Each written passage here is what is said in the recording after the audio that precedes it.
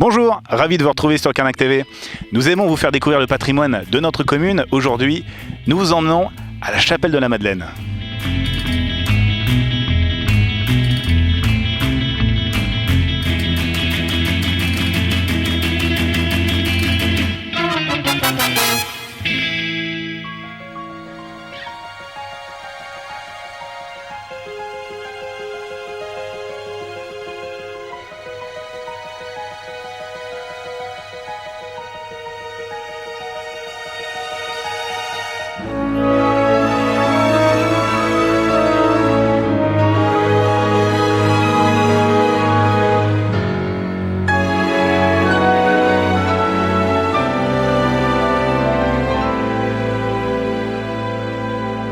Bonjour Jean-Yves.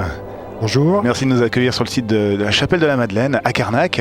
C'est une chapelle magnifiquement restaurée et qui se situe en fait à la jonction de plusieurs villages.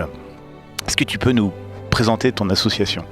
Alors l'association a été créée en 1976 par Joseph Le Baillon et Éric Bonnet, qui est le fils de l'ancien maire Christian Bonnet, qui a été ministre de l'Intérieur, de l'Agriculture, sénateur après. Nous continuons actuellement, on va dire, de restaurer le site et nous sommes un peu plus d'une centaine de bénévoles. Jean-Yves, cette chapelle, elle est isolée. Quelle est son histoire, l'origine de cette chapelle ? Alors, l'histoire de la chapelle, c'est une ancienne léproserie qui est dédiée à Sainte-Marie-Madeleine parce que Sainte-Marie-Madeleine, elle est la patronne, on va dire, des lépreux et plus globalement de tout ce qui est maladie de peau. Oui, parce que même au Moyen-Âge, la moindre suspicion de maladie était lèpre, même si c'était de l'eczéma, les rougeurs, voilà. On les mettait dans la lèpre automatiquement au Moyen-Âge, parce que le diagnostic n'était pas correct, donc voilà, c'est pour ça que c'était isolé de tous pour pas être contagieux, puisque la lèpre est contagieuse quand même.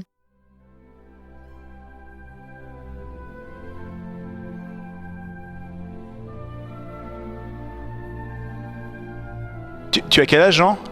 83. 83 ? Donc tu as connu la précédente chapelle. Oui. Comment on est à la messe ici tous les dimanches matin.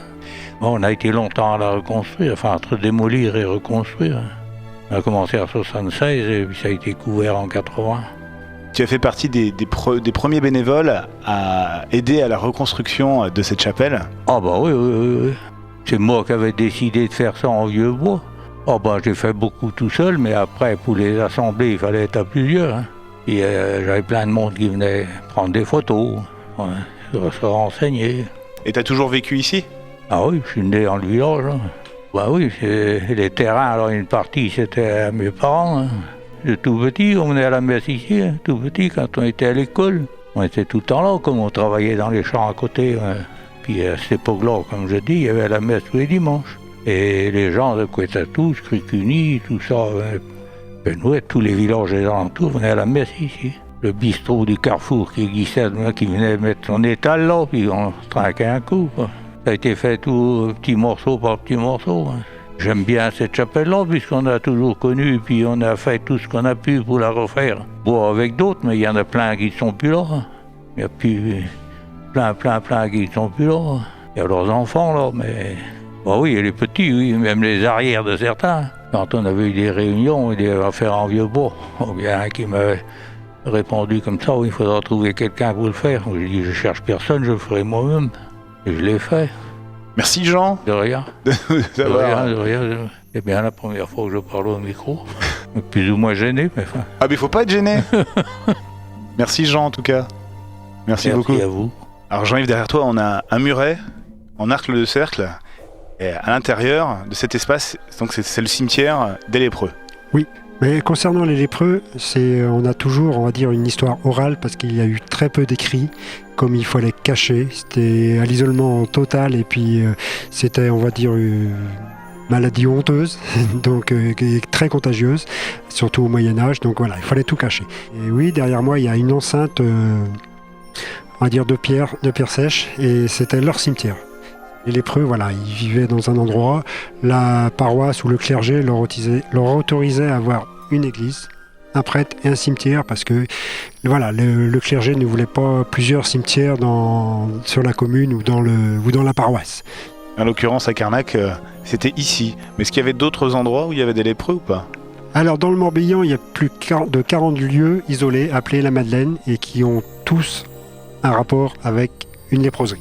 Les lieux la Madeleine ne sont jamais dans les bourgs ou dans les intramuros. Ils sont toujours à l'écart. Bon, ici, c'était la léproserie telle qu'elle, qui était, voilà, qu'on était certain qu'ils étaient atteints de la lèpre. Le purgatoire, c'était ceux qui étaient, on va dire, en attente d'un diagnostic. On va dire vers le chemin de Cargroix ou le village de Cargroix, un peu plus loin. Il y a un carrefour appelé le Paradis. Et là, c'était les personnes qui vivaient, qui étaient en contact avec les lépreux, mais qui étaient sains, en bonne santé.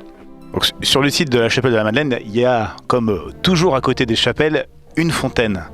Cette fontaine, elle a également une histoire et elle a ses vertus. L'eau de la fontaine est une des vertus de guérison de peau. Et pour être, on va dire, efficace, on doit plonger dedans. Merci Jean-Yves de nous avoir accordé quelques minutes pour nous conter l'histoire de cette magnifique chapelle et de votre association qui l'avait magnifiquement reconstruite. Et je voulais remercier tous les membres bénévoles de l'association également qui permettent cela. Voilà. Et si vous voulez rejoindre l'association, n'hésitez pas. Nous sommes à la recherche perpétuelle de bénévoles. Merci Carnac TV.